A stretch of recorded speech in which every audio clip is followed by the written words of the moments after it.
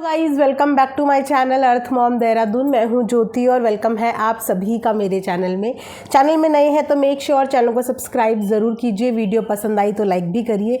Comment section में comment करके ज़रूर बताइए कि आप सबको मेरा वीडियो कैसा लगा।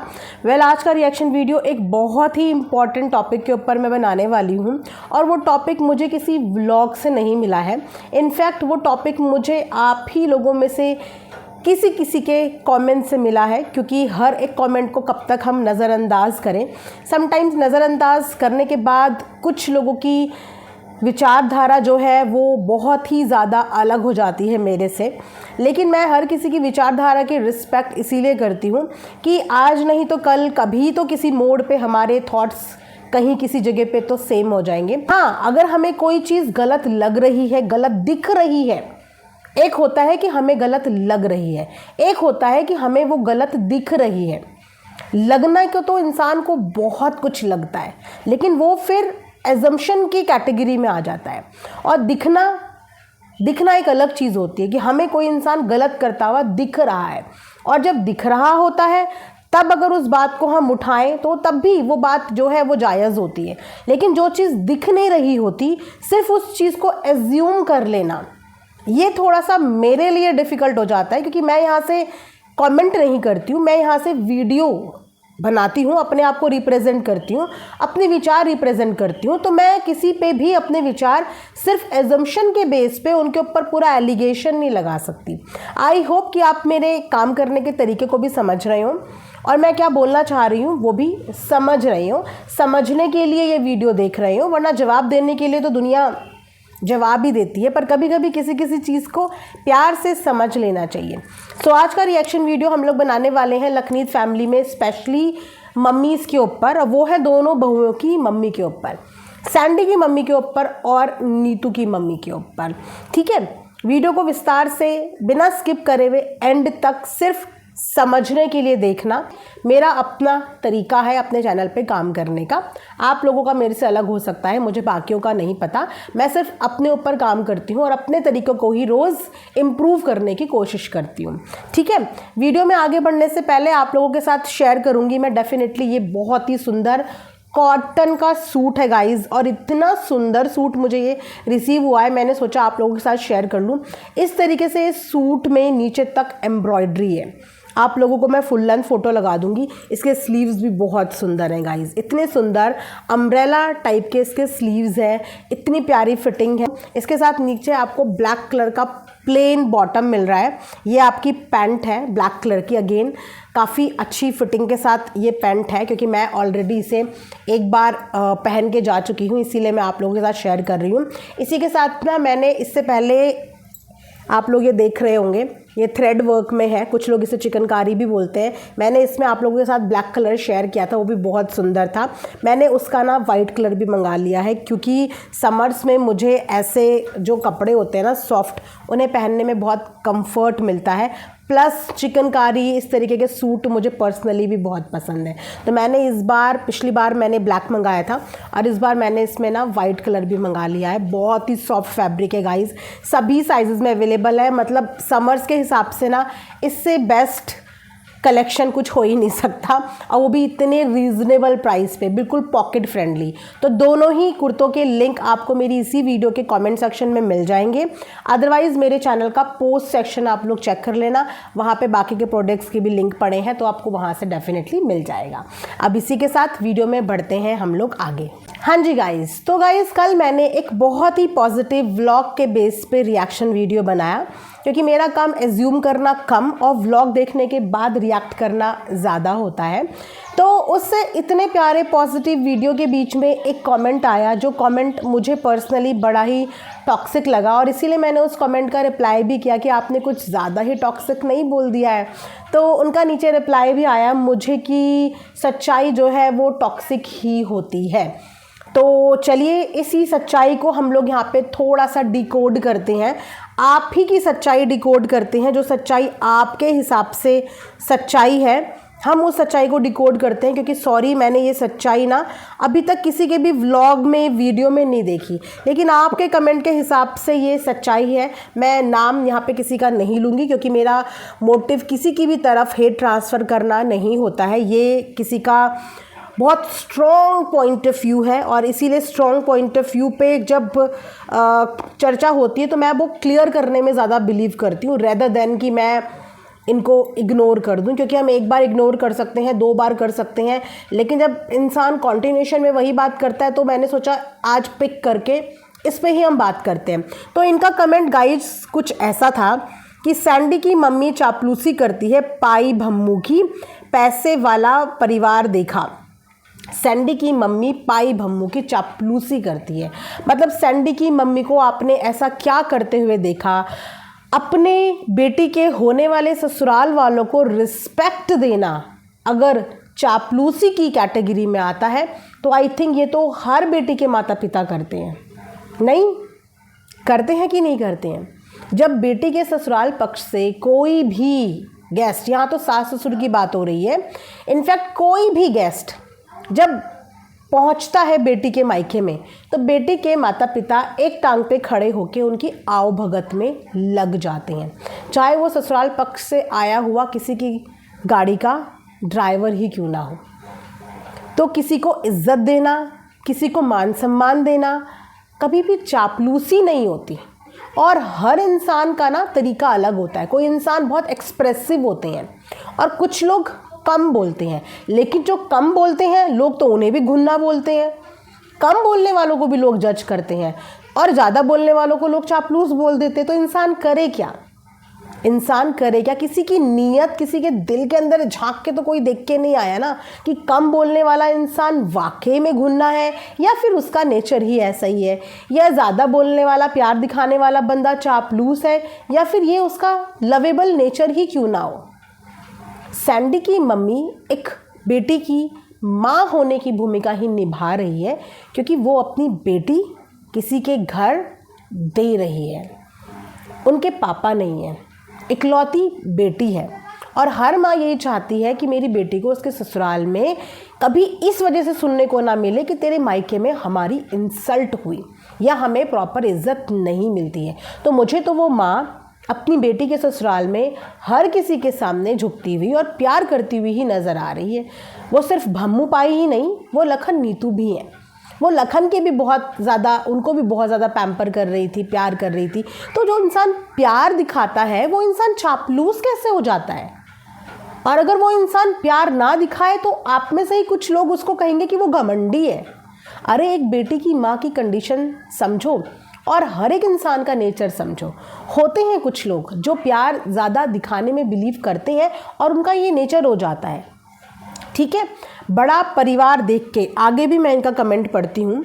पैसे वाला परिवार देखकर बेटी को 5 साल से बेटी को ससुराल में उसके पास रखी हुई थी। पैसे वाला परिवार देख के उसकी माँ ने ये रिश्ता नहीं किया था। उसकी माँ ने ये रिश्ता नहीं किया था। ये अरेंज मैरिज नहीं थी। लड़का और लड़की की आपस में पसंद के साथ ये मैरिज हुई थी।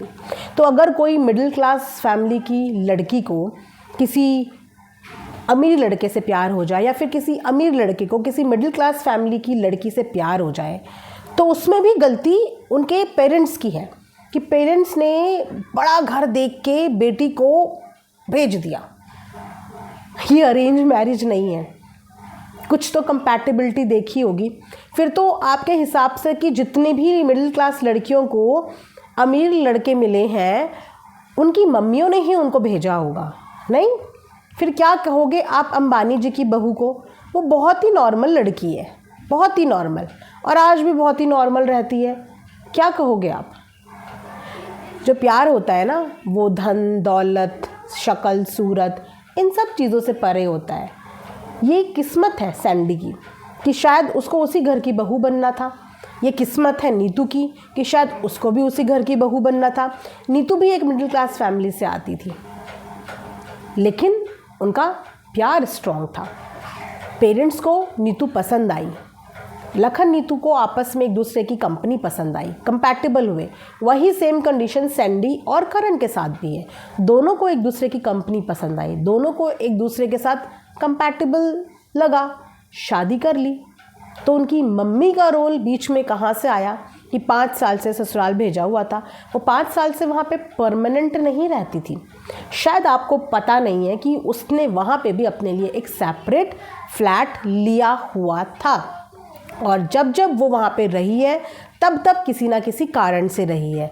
कभी भम्मू की तबीयत खराब होने की वजह से, कभी बिजनेस की वजह से, कभी खुशी में, कभी गम में, और अपने एक सेपरेट फ्लैट भी उसने लिया हुआ था जहाँ पे वो मैक्सिमम टाइम रहती थी। तो हर चीज़ में ना बहुत आसान होता है माता पिता की परवरिश को बोल देना कि माँ ने ऐसा किया होगा, माँ ने वैसा किया होगा, बड़ा घर माँ ने देखा होगा। ये बच्चों की पसंद थी, और बच्चों की पसंद को दोनों ही पेरेंट्स ने स्वीकार किया और खुशी खुशी से उनकी शादी करवा ली।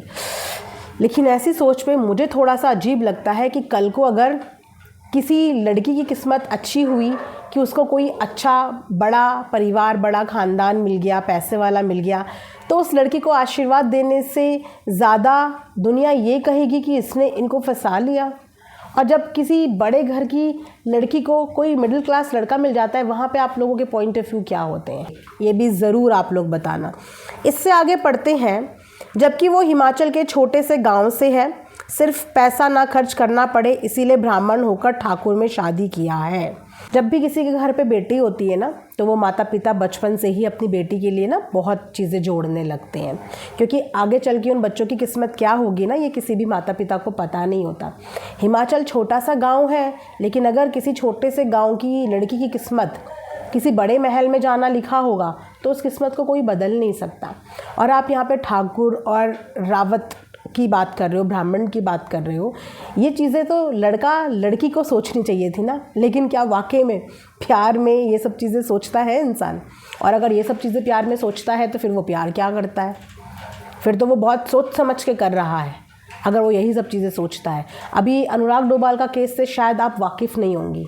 वहाँ पे सिर्फ एक ब्राह्मण फैमिली में एक ठाकुर लड़की आ गई और उसको किचन में तक जाने के लिए कितना सुनाया गया, और उसके बाद मजबूरी में उस लड़के को क्या करना पड़ा। क्या करेंगे आप ऐसे जात पात करके, जहाँ पे इंसान बाद में अपनी ज़िंदगी को कॉम्प्रोमाइज़ करने पे आ जाता है। तो आई थिंक ये विचारधारा ना चेंज होने की बहुत ज़रूरत है।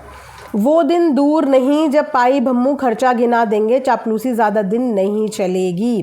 फ्यूचर तो देखिए गाइस किसी को पता नहीं होता, और फ्यूचर अनसर्टेन होता है। हर रिश्ते में हमेशा शहद जैसी मिठास रहे, ये भी बहुत रेयर जगह होता है। ठीक है, वो रिश्ता ही क्या जहाँ पे छोटी मोटी चीज़ें ना चलती रहे। लेकिन फ्यूचर में क्या होगा इसके लिए आप उनका प्रेजेंट क्यों टॉक्सिक कर रहे हो? फ्यूचर में क्या होगा उसके लिए आज इतनी सारी भविष्यवाणी क्यों कर दे रहे हो कि भम्मू पाई कल को सुना देंगे, खर्चा गिनवा देंगे। किसी को कुछ भी करने का ना शौक नहीं होता। सर्कमस्टांसेस, सिचुएशन कभी कभी ऐसी बन जाती है कि इंसान heat of the moment, out of anger चीज़ें बोल देता है, लेकिन वो बोलेगा और बोलेगा नहीं, ये आज डिसाइड नहीं होगा, ये फ्यूचर में होगा। और होगा भी या नहीं ये भी कोई गारंटी नहीं है। फ़िलहाल तो वो लोग खुश है ना, फ़िलहाल वो खुश हैं एक दूसरे के साथ। आपको दिख रहा है कि अच्छे टाइम स्पेंड कर रहे हैं, एक दूसरे को रिस्पेक्ट दे रहे हैं। तो फ्यूचर को लेके आज उनके रिलेशनशिप के बीच में जहर घोलने का कोई सेंस नहीं बनता ना। नीतू की मम्मी के साथ ये लोग कैसा व्यवहार करते हैं दिखता है, क्योंकि वो चापलूसी नहीं करती।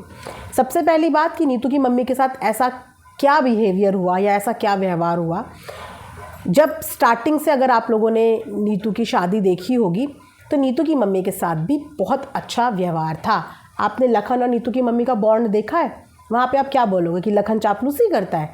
वो ऑल टाइम नीतू की मम्मी को पैम्पर करता रहता है, क्योंकि लखन का प्यार करने का ये तरीका है, वो एक्सप्रेसिव है और वो अपना प्यार अपनी वीडियो के माध्यम से अपने इन लॉस के लिए दिखा देता है। वो चापलूसी होती है। मैं बोलूँ ऐसा चापलूसी सब करो, क्योंकि इससे रिश्ते स्ट्रांग रहते हैं।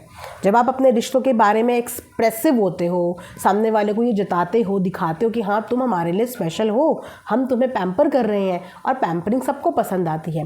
नीतू की मम्मी और उनके बीच में ऐसा कुछ भी नहीं है जितना बवाल यहाँ पे बना दिया गया है। उनके रिश्ते आप लोगों को खूबसूरत कभी नहीं दिखे, आपने कभी नहीं देखे। नीतू की मम्मी और भम्मू को कभी गले लगते हुए नहीं देखा। नीतू की मम्मी को क्या कभी विला में आते हुए नहीं देखा? क्या कभी उन लोगों को साथ में बैठ के चाय की चुस्की मारते हुए, साथ में बैठ के बातें एक्सचेंज करते हुए नहीं देखा? लेकिन फ्यूचर में उनके बीच में कितने डिफरेंसेस आएंगे ये उनको भी तो डे वन नहीं पता था ना। और अगर डे वन पता होता तो क्या ये शादी इतनी धूमधाम से होती? क्या लखन नीतू की शादी हो पाती अगर पेरेंट्स के बीच में ना बन रही होती? पेरेंट्स के बीच में बनी तभी ये शादी हुई। इसी तरीके से सैंडी के भी पेरेंट्स और भम्मू पाई के बीच में बनी तभी ये शादी हुई। सबसे पहले कोई भी रिश्ता करने से पहले जब बच्चे आपस में डिसाइड कर लेते हैं, उसके बाद पेरेंट्स भी वहाँ पे बैठ के उस रिश्ते में हामी भरते हैं। और भम्मू पाई नीतू के साथ रिश्ता जोड़कर बहुत ज़्यादा खुश थे, बहुत ज़्यादा खुश, क्योंकि वो उनकी फैमिली से भी खुश थे। काफ़ी समय तक पूनम नीतू के साथ रही है और उसमें भम्मू पाई की मंजूरी भी रही है। उन्होंने कभी इस चीज़ में इंटरफेयर नहीं किया था।